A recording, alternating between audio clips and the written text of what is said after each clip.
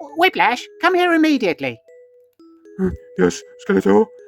Why is there a green monkey on the sofa? I don't know, Skeletor, but he looks quite sad. I literally couldn't give a monkey's about that monkey. I want you to pull him off. What do you mean, Skeletor? I want you to pull him off with both hands. Okay, Skeletor, hold on.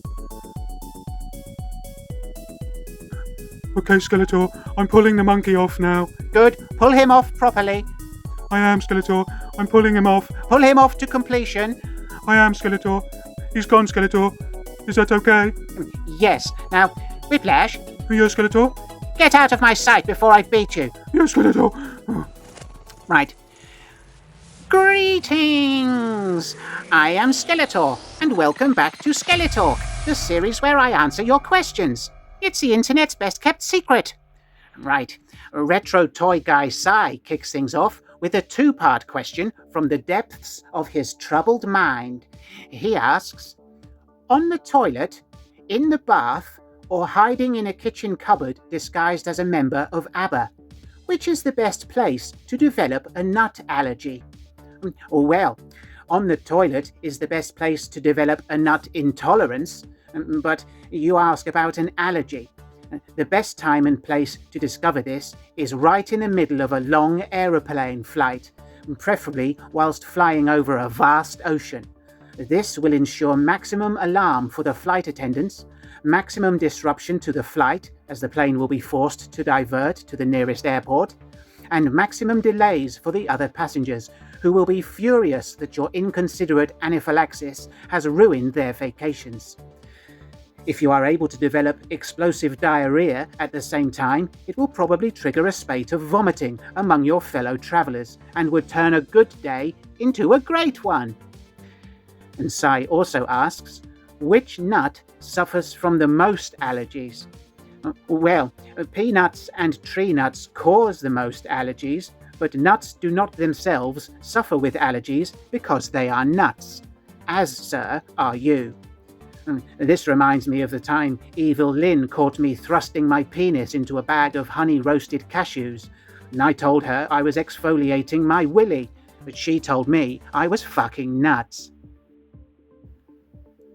Mike Ciccone asks, having no visible ears, are you still able to enjoy ear-eating ASMR, or do you have other sex whisper preferences?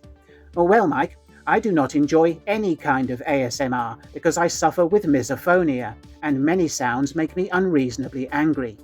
I dislike mouth sounds in particular, as they often make me feel quite nauseous. Although I do not have ears, I am still able to hear perfectly well, and I am extremely sensitive to loud, annoying sounds such as screaming babies, motorcycles, power tools, and thermonuclear explosions. Thanks for the question, Mike.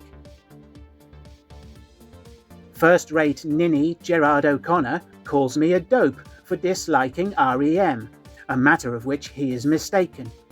And Gerard also presents options for a kiss, marry, kill scenario, which I bloody hate. The individuals are Judge Judy, Kitty Foreman, and Roseanne. Well, I don't know who Kitty Foreman is, but I would not be opposed to kissing her.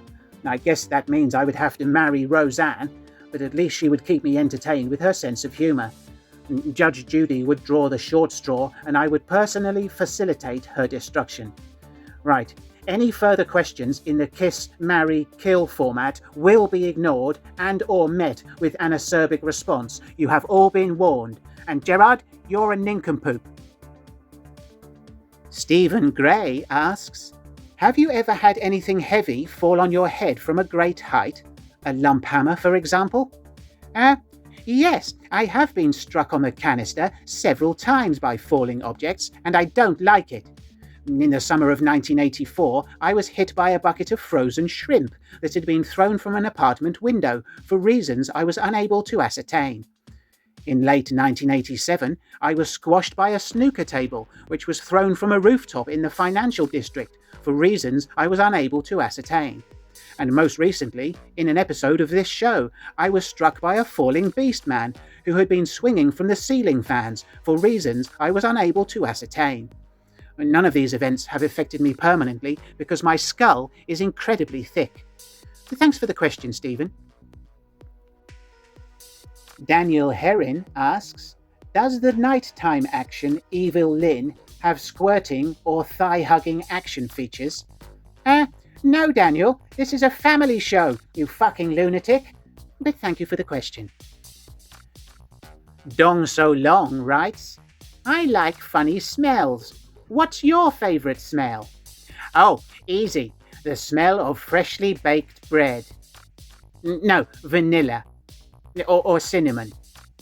Or maybe freesias. No, the musk of a sultry woman. Or strawberries. Or the scent of a hot cat.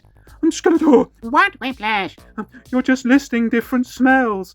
I know I'm just listing different smells, Whiplash. I like listing different smells. Get out of my sight before I beat you. Yes, Skeletor. Thanks for the question, Dong. I'd like to know what funny smells you enjoy. Let me know in the comments. Actually, same question to everybody. Weapon Zero asks, He-Man's son or She-Ra's daughter? Weapon explains that this is a reference to a meme, but I'm afraid I cannot find it anywhere, so I am unable to understand the question. Here is a photo of a lamb. I hope that helps. Thanks, Weapon Zero. Alex James asks, is it true that you wrote the original outline for the movie Streets of Fire? No, Alex. I wrote the original outline for the Sega video game series Streets of Rage. Your information source has their wires crossed on this occasion. Thank you for the question. Steve Jones writes, having survived the latest assassination attempt, I am contemplating launching a vanity project for my subjects to undertake.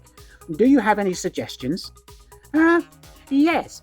You should write, produce, direct, and star in a West End play detailing the highs and lows of someone whose sole purpose it is to wash the willies of horses prior to racing events. You should name the production Smegma. Thanks, Steve.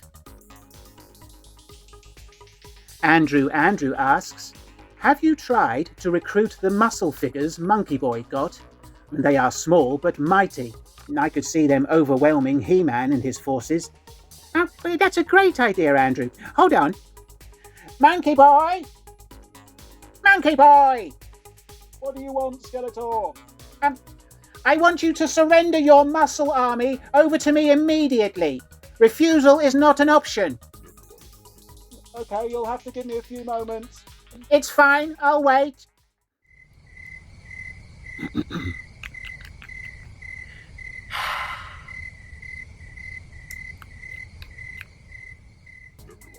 Right, I've got them all here now. Right, good. Hand them over. Okay, here you go.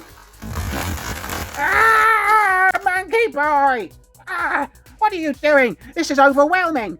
And they're all in individual baggies. Who does that, you maniac? It's going to take me all day to open these. Well, that's your problem, Skeletor. Well, I don't want them now. Whiplash, come and remove these things from the shot. I've got a show to do, you idiot. Yes, Skeletor. And that was a silly idea, Andrew.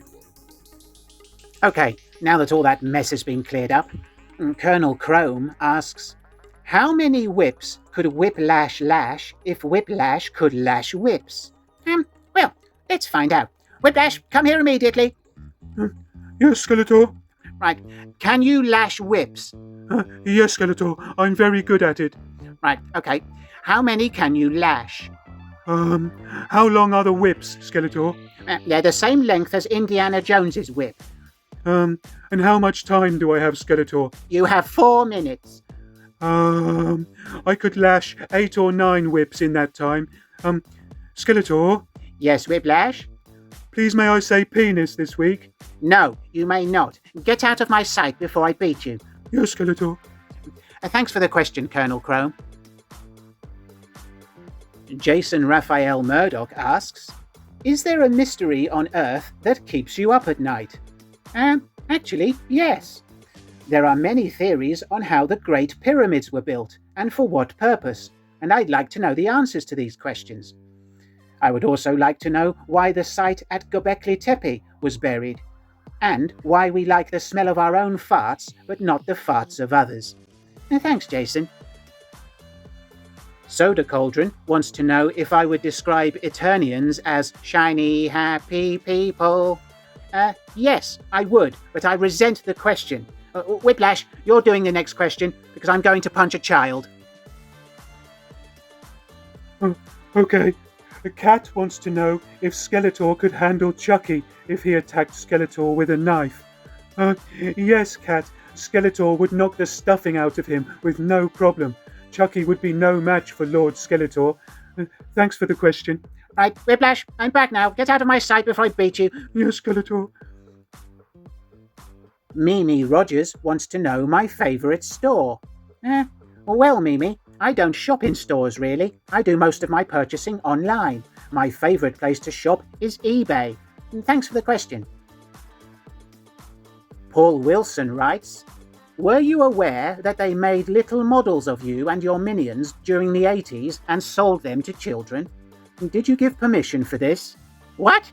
This is outrageous news. I'm absolutely furious. And I shall be taking this matter to my lawyer and instructing her to seek royalty payments for using my likeness. Why am I only learning of this now?